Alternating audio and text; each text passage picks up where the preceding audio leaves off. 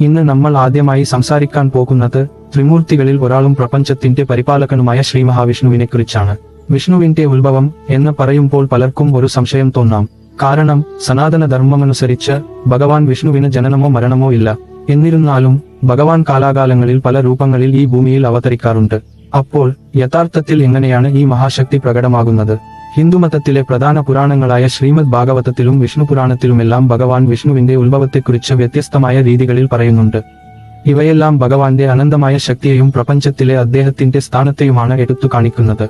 പ്രധാനമായും ഭഗവാൻ വിഷ്ണു അനന്തമായ കാരണജലത്തിൽ, അതായത് ക്ഷീരസാഗരത്തിൽ, അനന്തൻ എന്ന സർപ്പത്തിന്റെ മുകളിൽ ആദിശേഷനിൽ ശയിക്കുന്നു എന്നാണ് സങ്കല്പം. ഈ രൂപത്തെയാണ് ക്ഷീരസാഗര ശയനമൂർത്തി എന്ന് പറയുന്നത്. പ്രപഞ്ചത്തിന്റെ സൃഷ്ടിക്ക് മുൻപുള്ള അവസ്ഥയാണിത്. സൃഷ്ടികർത്താവായ ബ്രഹ്മാവിന്റെ ഉത്ഭവം ഇവിടെ നിന്നാണ്. ഭഗവാൻ വിഷ്ണുവിന്റെ നാഭിയിൽ നിന്ന് ഉയർന്നുവന്ന താമരയിൽ നിന്നാണ് ബ്രഹ്മാവ് ജനിക്കുന്നത്. ബ്രഹ്മാവാണ് പിന്നീട് പ്രപഞ്ചത്തെ സൃഷ്ടിക്കുന്നത്. ഇത് കാണിക്കുന്നത് വിഷ്ണു പ്രപഞ്ച സൃഷ്ടിയുടെയും പരിപാലനത്തിന്റെയും ആത്യന്തികമായ ഉറവിടമാണ് എന്നാണ്. ഇനി നമ്മൾ സാധാരണയായി വിഷ്ണുവിന്റെ ജനനം എന്ന് മനസ്സിലാക്കുന്ന അവതാരങ്ങളെക്കുറിച്ച് നോക്കാം. ധർമ്മത്തിന് ഗ്ലാനി സംഭവിക്കുമ്പോഴും അധർമ്മം തലപ്പൊക്കുമ്പോഴും ഭക്തരെ രക്ഷിക്കാനും ദുഷ്ടനിഗ്രഹത്തിനും ലോകത്തെ സന്തുലിതാവസ്ഥയിൽ നിർത്താനും വേണ്ടിയാണ് ഭഗവാൻ പല രൂപങ്ങളിൽ അവതരിക്കുന്നത്.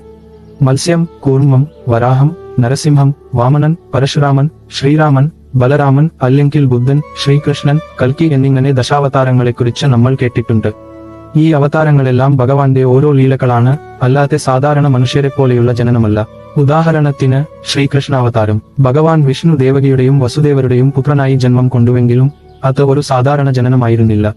ദേവകിയുടെ മുന്നിൽ തന്റെ ചതുർഭുജരൂപം കാണിച്ച് ശംഖ്, ചക്രം, ഗദ, താമര എന്നിവ ധരിച്ച് പ്രത്യക്ഷപ്പെട്ടതിനു ശേഷമാണ് അദ്ദേഹം ഒരു ശിശുരൂപം സ്വീകരിക്കുന്നത്. ഇത് അദ്ദേഹത്തിന്റെ ദിവ്യത്വത്തെയും ലീലകളെയും ആണ് കാണിക്കുന്നത്. ചുരുക്കത്തിൽ മഹാവിഷ്ണു പ്രപഞ്ചത്തിന് അതീതനായ, ജനനമരണങ്ങളില്ലാത്ത, എല്ലാറ്റിന്റെയും ആദി കാരണമായ പരബ്രഹ്മമാണ്. അദ്ദേഹത്തിന്റെ അവതാരങ്ങൾ ലോകത്തിന്റെ നിലനിൽപ്പിനും ധർമ്മസംസ്ഥാപനത്തിനും വേണ്ടിയുള്ള ദിവ്യമായ പ്രകടനങ്ങളാണ്. ഇത് ഭഗവാന്റെ അനന്തമായ കരുണയെയും ശക്തിയെയും നമ്മെ ഓർമ്മിപ്പിക്കുന്നു. ഈ വിഷയത്തെക്കുറിച്ച് നിങ്ങൾക്ക് കൂടുതൽ വിവരങ്ങൾ അറിയണമെങ്കിൽ കമന്റ് ചെയ്യുക.